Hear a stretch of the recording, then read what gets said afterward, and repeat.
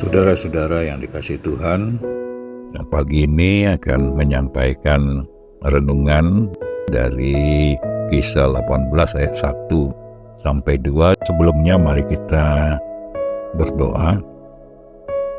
Bapa di dalam Yesus Kristus, kami bersyukur pagi ini akan membaca bagian dari firman Tuhan.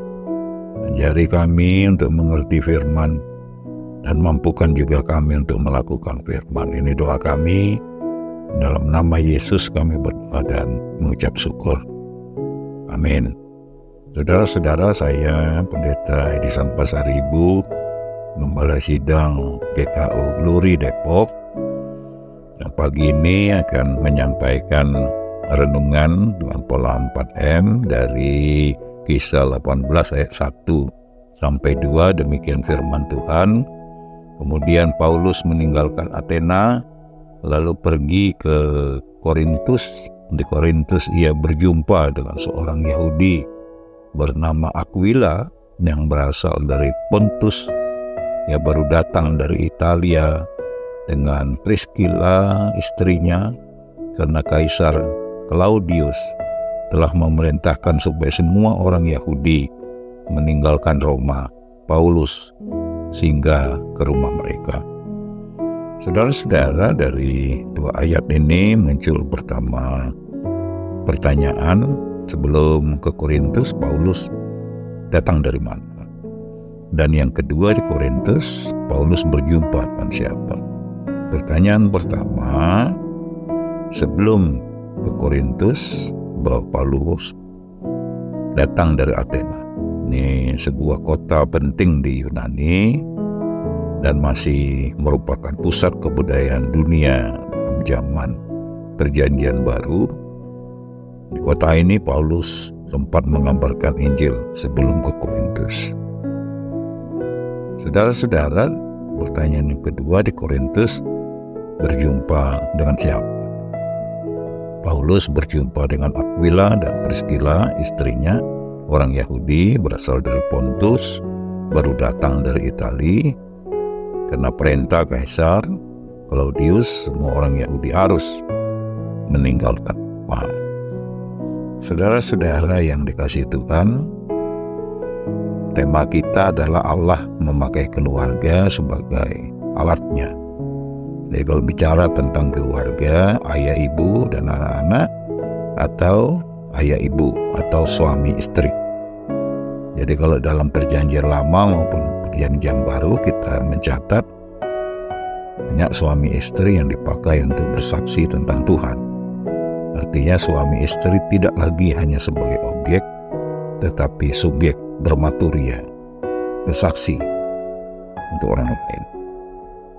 Tetapi juga bukan hanya sebatas pribadi-pribadi, tetapi sebuah keluarga, suami istri bersama-sama menjadi subjek untuk pemberitaan Tuhan. Seperti umpamanya Perjanjian Lama kita mencatat Adam dan Hawa, Abraham dan Sarah, Ishak dan Ribka, Musa dan Zipora. Perjanjian Baru kita mencatat Maria, Yusuf, Zakaria, Elizabeth, keluarga Cornelius, Aquila dan Priscilla. Ini yang di Kisah 18 ayat 1 sampai 2, atau mungkin keluarga Chloe dan sebagainya.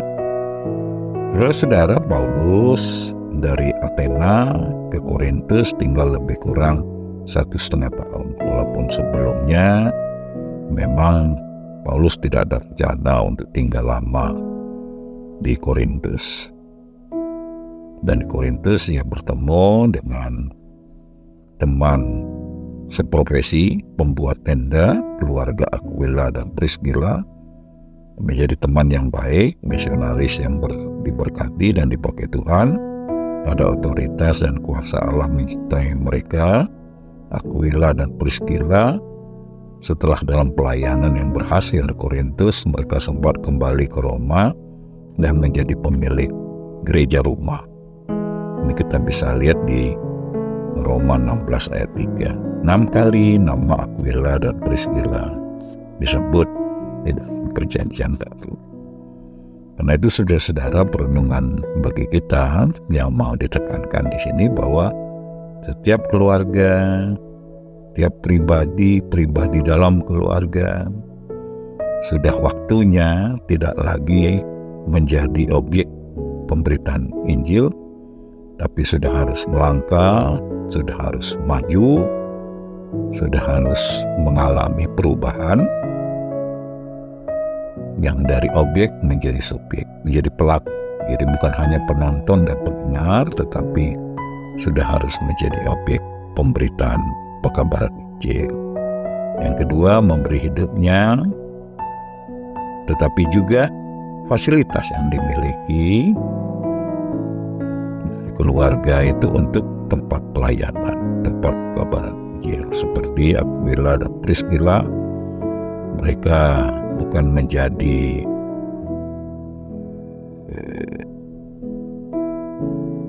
meninggalkan profesi sekuler mereka, kemudian penuh waktu untuk menjadi pelayan firman, tidak. Tapi mereka tetap melakukan profesi, tidak hidup tergantung kepada orang lain, tetapi punya tugas untuk bermarturia. Satu prinsip yang bagus.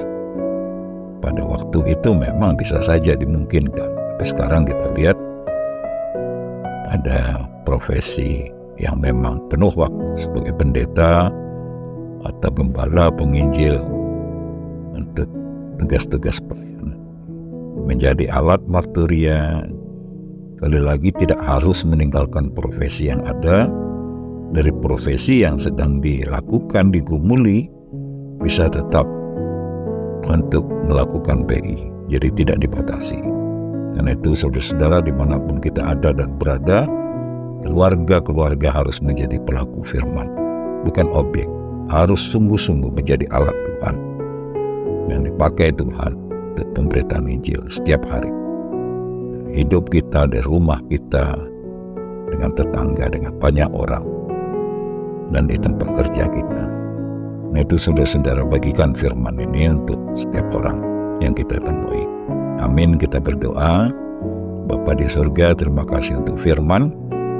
Ajari kami untuk tidak puas hanya sebagai objek dari pemberitaan firman, tetapi kami harus maju menjadi subjek, pelaku, pengerja, walaupun tidak harus meninggalkan profesi kami yang ada pada saat ini. Kiranya Tuhan memberkati kami. Dalam nama Yesus kami berdoa dan mengucap syukur. Amin.